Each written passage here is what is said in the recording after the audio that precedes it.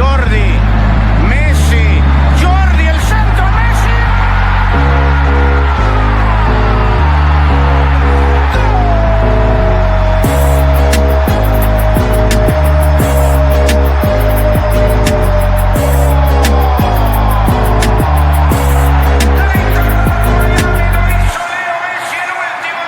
Messi Anco, breaking Major League en la ciudad del sol. Here in Miami, we know who's el campeón. Leo my team, yeah. Suárez on the field, Alex wedding day team. Con Busquets ya son win, the trio of every singing muchachos. Las familias se escuchan los barrios. Esta camiseta pinky la llevan todos los guachos. Los rookies quedan sin comentarios. Messi ambetea, tiki-taki gol. El estadio Chase bañado en gloria y sudor. Aquí se ama y se respeta el balón. Florida es tu casa, acostúmbrate al calor. Estate listo pa' Messi Anco. Estate listo pa' Messi Anco.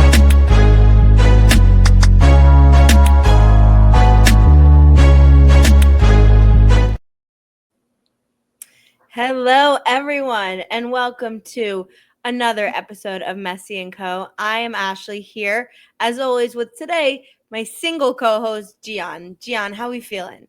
Well, not actually single, you're married, but you know what I meant. Yeah, don't get it twisted, ladies. Hands off, hands off. No, I'm doing good. I'm doing good. Excited to talk about Inter Miami, and I think a lot of interesting things to talk about the offense, about last game. But as far as that, everything is good today. What's today? We're at Tuesday. Isn't it? Tuesday. Tuesday is the new Thursday. Yep. I don't know. True. I'm just making that up now that we don't have Matt with us and his famous Monday's the new Friday. But all is good. How you been? We missed you last episode. I know. Yeah. You guys held it down, even though it got banned. But that's true. Hey, the band episode. If you're into kicks, the band Jordans, we kind of went off of that. But yeah, it was funny. Matt and I were going through the game, watching highlights of the game, and just kind of talking through it. And all of a sudden, we started getting messages like, "What happened to you guys?" And we actually had somebody infiltrate us from LA and shut us down. I think it was. I don't know if that really happened. I'm just assuming. But we got shut down, and then we jumped right back up. And we've got both episodes up. You guys need to watch. It's really fun. It was a good time. We missed you, Ash. We definitely missed you. But even though Matt's not here, glad to have you back and ready to roll. Awesome. Yeah, I watched, and it was great. Obviously, I haven't been on since that Champions Cup game last Wednesday. It was, I will just quickly say before we get on to the other subjects, one of the most fun sporting events I've been to in, my life. I'd say top 5 or 10. I mean, we were obviously in the press box, and early they took the lead. And we were like, oh God, I can't, this is hugely disappointing for Inter Miami. But then slowly but surely our hopes started to get higher and higher. And then, crescendo, we score and we win. And it was just, the press box was going crazy. Everyone was going crazy. It was really fun. And we're in the semifinals. So super excited about that. But yeah, you guys definitely held down the fort. And we have more Inter Miami to talk about. So you ready? Ready. Let's go. Let's go. All right. So the news since everyone last spoke, Inter Miami remains unbeaten after a 0-0 draw in Chicago, where you saw a packed Soldier Field, 62,000 plus fans there to watch Messi. They did the last 2 times that Inter Miami went there, Messi didn't play and wasn't available. This time he was, and Chicago showed out. So a couple of different things to take away from here, but I think I want to start with, we focus a lot, obviously, on the play, on the game, and we're comfortable and we're used to it because we're spoiled and we have Messi and all of these players on our team. But I got to say, seeing 62,000 fans showing up in an away city and just the energy of that match, even though there was no goals, the intensity was there, and it shows what sometimes people forget, which is that Messi being in MLS and what he's doing for soccer in this country and bringing this league and the club onto a world stage is just awesome. And he's creating so much great moments and excitement across the country. I mean, obviously the LAFC game last week, it was full as well. But yeah, that it looked pretty cool on Sunday. So I think it still deserves a shout out that he's bringing that. Anywhere he goes, the fans follow. In a sea of red, there was also a nice sized lake of pink. Yep. And it's just everywhere he goes. He brings out the fans. He brings out people that maybe have never even gone to a Chicago Fire game and are simply going to watch him. And I think there's probably a lot of Chicago Fire fans that probably had that pink jersey underneath hidden, because there's a lot of Messi fans all over the world. And it's good that as he goes to these different stadiums, people that have never had the chance to see him are getting to see him. As you said, he hadn't made his way to Soldier Field. He finally made it this time. He also went to Jamaica for the first time. This is a season and last season of many firsts for people, and probably the one and only opportunity they'll ever get to see him. You and I and a lot of us here in Miami and South Florida are really lucky. As you said, we get to see him all the time. We Yep. see him basically almost every weekend, sometimes twice a week. We see him, and I think it was a really special moment for the fans in Chicago, one that they'll probably never forget if they were there. And yeah, it's always a great atmosphere, regardless of what's going on the field. Obviously, we'll talk about this game, 0-0 draw. Just seeing the ball at his feet, seeing the plays that he makes, the passes he makes. He didn't score, but the almost Things off the bar, right? scored were spectacular. The Yep. passes that he made were spectacular, and you just don't get to see that. And there aren't many more years left in his career, so I think that uh, cherish every moment that you get to see Messi on the pitch. And it was a special game. Any game with him is a special game. Agreed. Totally agree. Yeah, and there was almost a couple bangers, almost, Yeah, but close one. it was still you got 90 minutes of him, and I think knock on wood, it feels like he has um successfully made it out of what was hurting him earlier in the beginning of the season. Obviously, it's game to game. Nothing's perfect. You never know. But he seems to be playing without discomfort. He seems to be playing as normal. And hopefully, we'll continue this season of seeing, a lot of cool moments, and Inter Miami continuing to have a lot of good moments. I'm wondering, I'm guessing next week is going to be his first time going to Vancouver as well. Yeah, I believe so. I don't think he's made his way He over didn't there, go last year, I don't know, but I don't know if maybe for anything else. But if then that'll be a first too. That place will be rocking as well. especially with everything that's going on with them and their team. They're doing really good. They're in Yep. a great moment, and I think a game against them is going to be quite the spectacle. Probably the toughest game we're probably going to have so far this season, in this short season. So Yeah. yeah, I'm looking forward to it. 100%. But yeah, Messi mania in MLS still alive and well, which is what we love to see because that's what makes sports fun. So glad to see that turn out, and hopefully we'll see it a few more times this season. But about the game itself, so I think the question that we want to ask is that people have been asking. I know you posted a lot of great tweets about it as it relates to the low block that MLS teams, especially. I mean, LAFC tried as well, but mainly we're seeing it in MLS is this low block, the back five. Um, is causing Miami's offense to seem a little bit predictable, a little stale, been getting some draws, not the high-powered offense that we were seeing last year. And I think the question is, one, is that the case? Is it stale, or is it how Javier Mascherano is trying to coach the games? Is that how the team is trying to play? Are we missing something? I think there's a couple of different ways you can go in that direction, but I think you had some great points that you put out, so I want you to kind of lead us in this. Yeah, of course. So I think what we're seeing a lot of teams here do is what they do when they're inferior to the team that they're going to face, right? So they like to play low blocks. They like to play defensive, look for counter, pressure more on their side of the field instead of pressuring all the way up. And that's what teams are doing in Inter Miami. And Inter Miami at times had a lot of issues with that last season. It seemed like they had kind of resolved that this season, but it looks like they're back to square one, where they're just not able to do anything to break that type of game plan from the opponent.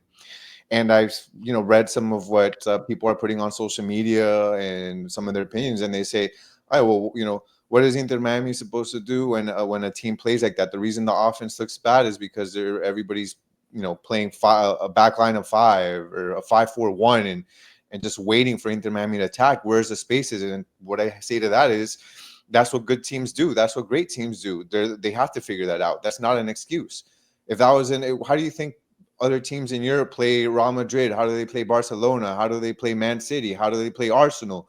How do they play PSG? These people sit in the back and they wait for these teams. They're not going to go out on full attack and leave the spaces behind them to get scored on. They'd be losing 6-0 every game to these big teams in Europe. That's the same thing for Inter Miami.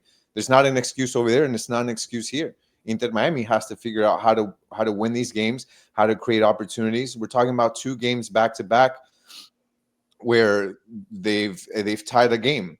In MLS, not in MLS, correct. right, in the league, 2 games back to back where they've tied. Over the last 5 games, they've scored 5 goals. They've won the games that they've won by less than a 1-goal margin. Go back to last season, we're losing these games because of the defense. Luckily for us, the defense has improved this season, where we're able to not be as convincing on offense and still be able to pull off the win by 1 goal. But some of these games, Ash, we could have very well lost. Like, we could have lost. You look at this game against Chicago, since it just happened. They had 16 shots, 7 shots on goal versus our 9 shots, 3 on goal. Like, we had possession of the game, and not by a lot. It was 51-49. But Chicago, anytime they had the ball on the counter, it looked like they were going to score. And there were quite a few times where they missed open opportunities. They could have very well won this game, and there have been quite a few games like that. Look, I look at some of these players on this team, and as much as we spoke about this team being a deep team this year, something that we didn't have as much last season, where we're going to have a lot of games, we're going to have player rotation, we're going to keep players fresh. Maybe that's one of the reasons why the offense is going a bit stale, not just because of how opponents are playing, but because of the management of the players. The 3 players with the most minutes, guess who they are so far this season? Guess. Who do you think are the top 3 players in the most minutes this season? Who would you say? Noah Allen? No. Oh, well, Suarez. Okay. You're down the right frame of thinking. Who what other 2? Busquets and Alba? Yep. Exactly. Yeah. The 3 oldest guys on the team, the ones that are a year older, and then we already had concerns with their age, are the guys that have the most minutes on this team. For a team that was touted as being deeper than last season, how are these guys the guys with the most minutes on the team? And you got guys like Robert Taylor, Gressel, Fafa sitting on the bench. It doesn't make sense to me. Also, you have options to be able to manage games where you have teams that are playing you a certain way that are making it very difficult to find spaces. Teams like Chicago, who decided, hey, this game, we're going to play a low block. We're going to play narrow. We're going to give you the spaces on the side, but we're not letting you do anything down the middle channels of the pitch. Were there any changes that helped that? No. Velasco and Gremaski looked lost. They couldn't do anything. But then you have Robert Taylor, who's fast, who can take at least one guy off of the dribble. It sounds like a basketball play. You have Fafa, that's also touted to be one of our fastest guys. You have Leo Afonso, who we've seen can take people and create. 2 of those guys weren't even available. Fafa was only one on the bench, and he didn't see any minutes. And guess what, Ash? Out of those 5 games that we have not scored more than 2 goals, where we've had a nil game, Messi scored 3. Guess who scored the other 2? Robert Taylor and Fafa Picoult. Yeah. Those are the ones that have helped us in offense, and they were not playing in that game. So to me, there's a mix. I mean, we can do a whole episode on this, really, on what goes wrong with the offense. But to me, it just comes down to resting players to make sure they're fresh and using the personnel in the adequate moments of the game when you need to change up the strategy. When the middle of the pitch is not open, when the channels are being closed effectively by the opponent, and you need something out wide, you've got players that can do it, and you're just not using them. Well, I agree with you. And I think knowing you're in a semifinal next week of a major tournament, you have to imagine is influencing some of the decision making, knowing that you are going to need Allende and Fafa, for example, and their speed on the wings. You need it in order to win in the Champions Cup. I think partially it was rotation, but it's still we weren't seeing What was enough. rotation though? Like What? what was rotation? The fact that Allende and Fafa didn't play. Fafa's not a starter. Well, yeah, And but it's not he for hurt his hamstring the first 3 weeks of the season. Like I think they're still trying to be pretty careful with him. I don't think so. I just think that I think Kremaski right now is one of the favorites to come off the bench. You know how every season a coach has like a favorite, like this is the guy that I'm banking on, same way Tata had Gressel. Yeah. I think I think Kremaski is the new Gressel in that sense. Kremaski is a Maybe. guy that Macherano feels comfortable with, that thinks he's like a stopgap, where he's not going to be the best at a certain position, but he's also not going to be the worst. He's a guy he can depend on. And I think that at sometimes could be a detriment to this team because look, I've only spoken good about Kremaski. I know how much you love Kremaski as well, especially his, the opportunities that he's had with the U.S. men's team. But Kremaski doesn't offer much. I'm sorry, he's a stopgap. Again, he's a place filler. Right now, he is not. He's shown flashes of what he can do, especially last season. This season, there's times where I'm like, why is this guy on the pitch? And I'll probably get slack for that. But you have to be. You cannot be just reactive. You need to be, on top of these things. And when you see players aren't working out, like Kremaski, you cannot be nasty. You cannot be hard headed. Kremaski is one that shouldn't have been on the pitch as long as he was. Same thing with Telasco. Telasco just wasn't having the best game either. Telasco's have been having a little bit of I think a slow spell recently after such a fiery start. Yeah. I agree. I think part of what Mascherano needs to do is figure out what the best rotations look like and how to beat the low block. Like that's just something he's going to have to figure out. And I think, each match will be a way to get closer to that. This next match for Inter Miami, Sunday versus Columbus, or excuse me, Saturday versus Columbus, is obviously it's a big game when you think about the overall as a rivalry, and because you're one versus 4. Technically, we're at fourth in standings, but you also have, on Thursday, have your first leg of a semifinal. So I don't know if it's going to be necessarily I don't know if it's going to be the best 11 on Saturday. It shouldn't be. I don't think it should be, because I think, again, right, we're 3 matches away from a trophy. So we'll see. I think this is, though, the subject of figuring out how are we going to get rid of the offense getting less stale. I think it also must be said that Luis Suarez must figure out how to finish these chances. Yep. Because we're talking about things much differently. If, let's say, even 10% of the chances that he's had in the last, 5 matches go in, we're some of the things they're working, they're getting Suarez in positions to make the shot, make the goal, be that deadly finisher. But he's not. He's going early, getting offsides calls, and he's not being clinical. And so part of the strategy itself may be working, but the end product isn't. And so it makes the whole entire team seem like it's not working, right? But that's part of it.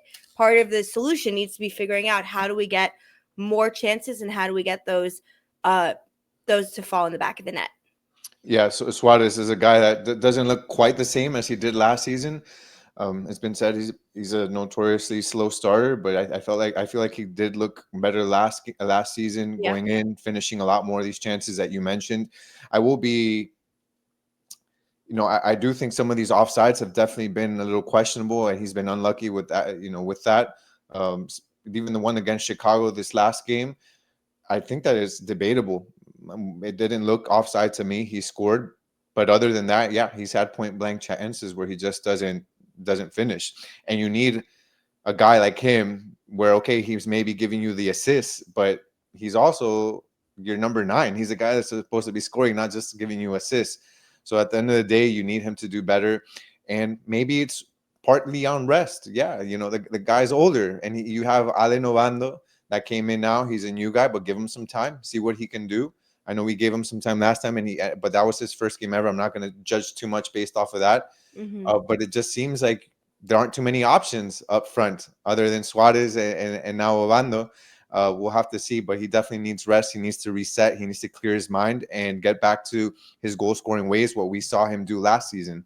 It's really important if this team is going to continue to get past some of these teams. We've seen them go against teams that they have no business tying or only winning by one goal. They should be taking some of these teams and knocking them out of the park. And it's going to be dependent on what some of these guys can do, like Suarez. And he's a professional. At the end of the day, he's one of the best to ever do it in his position. So I have confidence that he's going to get out of this and he'll get back to his goal scoring ways.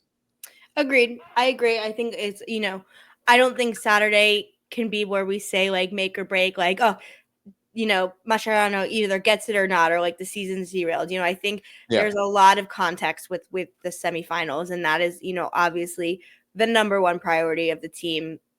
It's unfortunate that the game right before is against Columbus, because on any other day you'd really, want that to be one of your cornerstone matches of the season. I still believe in this team. I still think there's every chance that we could win and we could figure things out and continue to build and rotate and see what works. They have a week off, they have a full week of rest. There's no midweek match. So hopefully, we see something good. But the game, like I said, the excitement off the pitch was probably a little bit better than what was on the pitch. But what it did mean is that, again, Inter Miami remain unbeaten, right? So now let's talk about the season as a whole, because I think we're about, depending on how far we get in other tournaments, this number could be smaller or lower, but we've played 14 matches so far, or 13 matches so far. 13 matches so far. Sorry, I'm just calculating. Yeah. in across all competitions. Maybe 20-25% of the season, right? Again, depending on how far we get in other tournaments. Unbeaten, 9 wins, 3 draws, 1 loss. In MLS, unbeaten.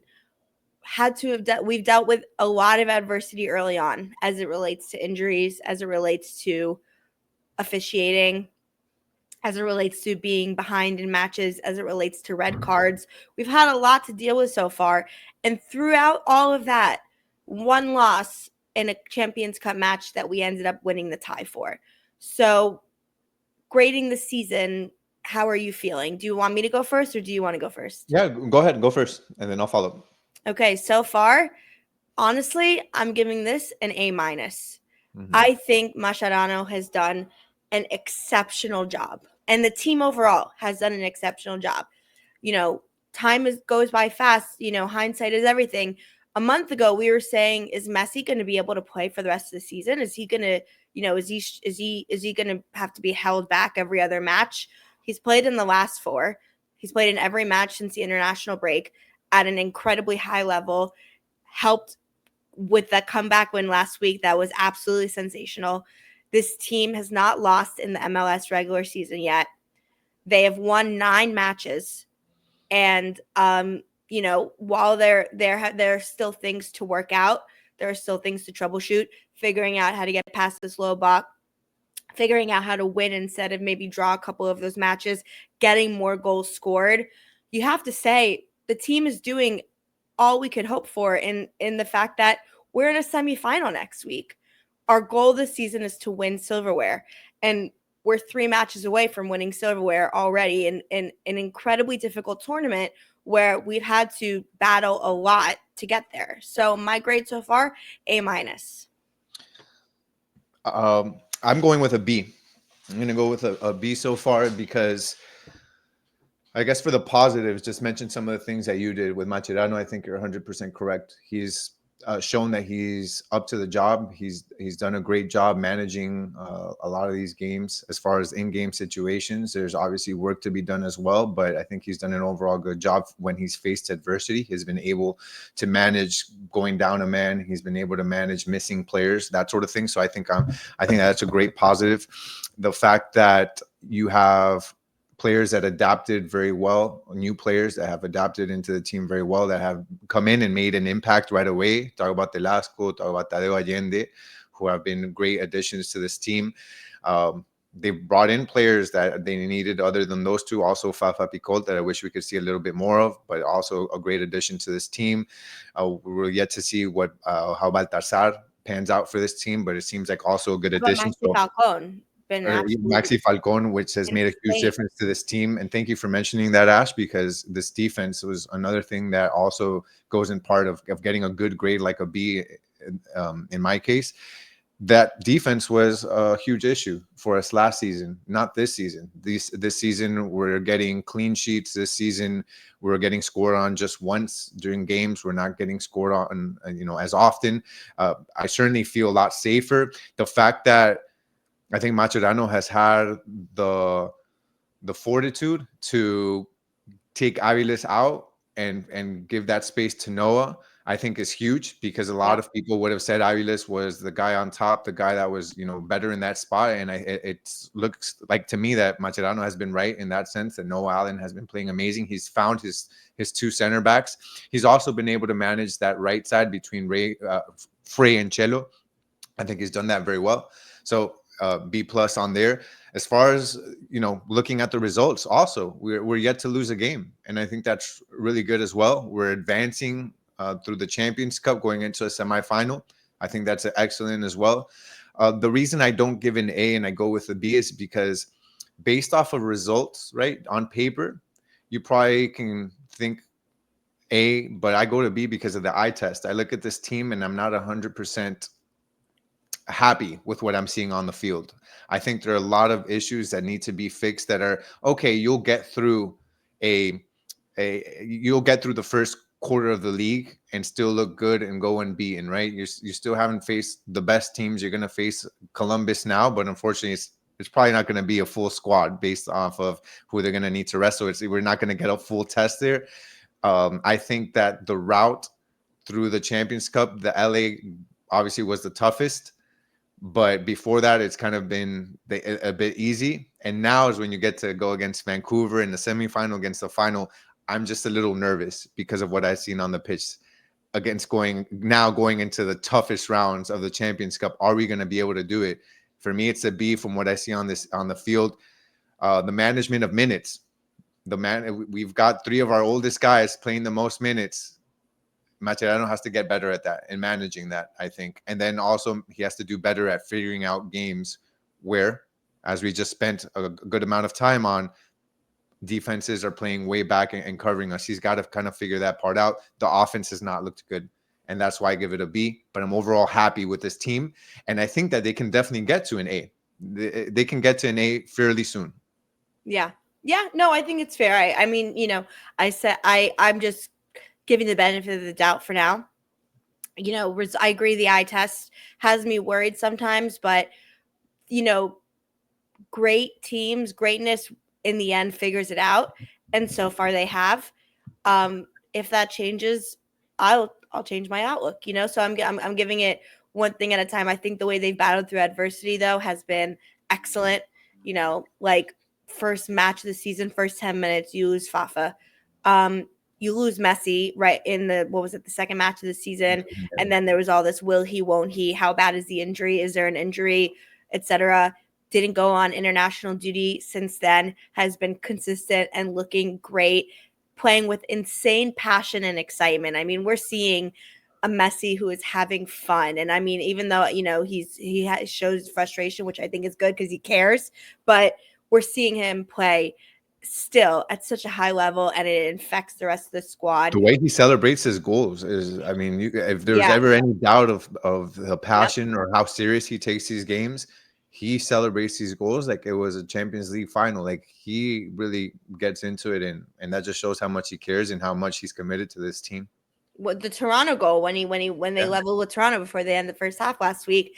I mean, I haven't seen that since the World Cup final, like that expression, like that was in that moment. He just like was fully like there. And the fact that I think the coaching and the culture of the team and the players have created this camaraderie. I agreed. Again, he's letting players who perform well keep their spots. Like you said, Noah Allen, Maxi Falcone, who's been an excellent signing.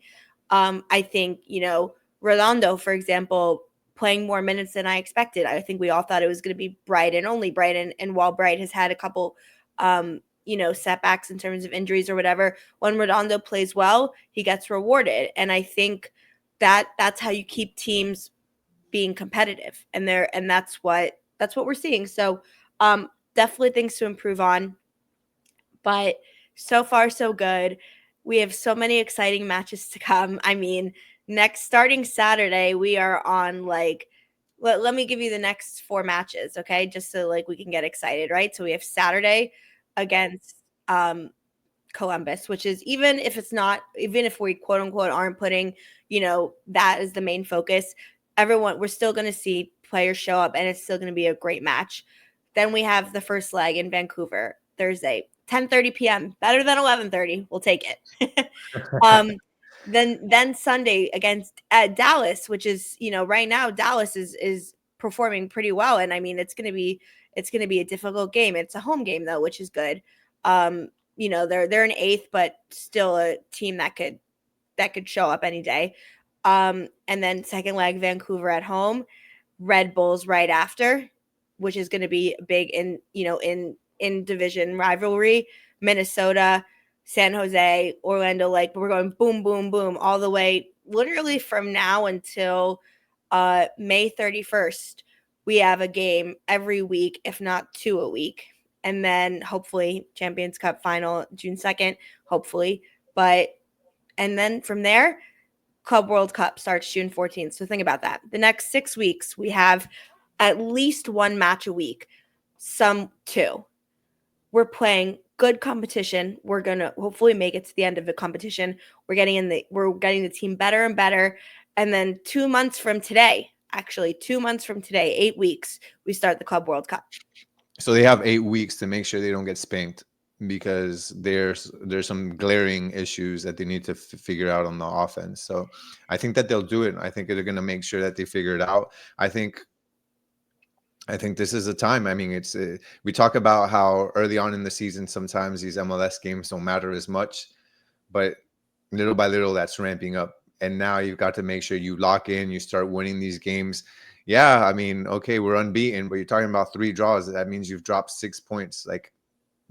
It's nice that term unbeaten sounds nice, but at the end of the day, you're dropping points. You're going to want to start winning these, and this team will do it. That's what they were built for. That's what they brought in Mascherano for. That's what they brought in these high quality players for. So I think that they'll get it together, and they'll look even better.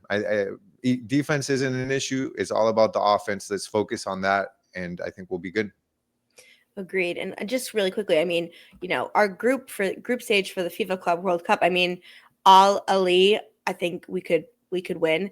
Palmeiras, I think will be difficult, but I think we could. There's every chance. Yeah. Porto will be hard. Yeah, I think Porto will be hard. But there's every chance. We have time though. And also think about it. Look, if we knock on wood, make it and win the Champions Cup, if that's what's in our cards, that's June 2nd. Think about the confidence the team will have for going into that tournament 2 weeks later. We're getting ahead of ourselves though, but all exciting stuff, and yeah, we're so far, like I said, first quarter of the season, A- for me, B for you, but very positive, and we have it all to look forward to. Yeah, excited for what's to come over the next week and a half to 2 weeks with Champions Cup. It's, I think, the most important thing we have this season, other than obviously the Club World Cup, but the most realistic one, the one that's right there. We're able to taste it, and I think this team can do it. So I'm going to be glued to the TV over the next couple of weeks. And the good news is because of how everything shakes out, if we make it, we host it. So that means the Champions Cup final will be at Chase Stadium. Oh yeah, that's pretty exciting. Exciting stuff. All right. Well, leave your comment. Let us know how you would grade the season so far. I'm curious to see 25% in. How's everyone else feeling? Where are the best places we can improve? We always want to know and see how everyone's feeling. So we'll get ready for the match coming up this week.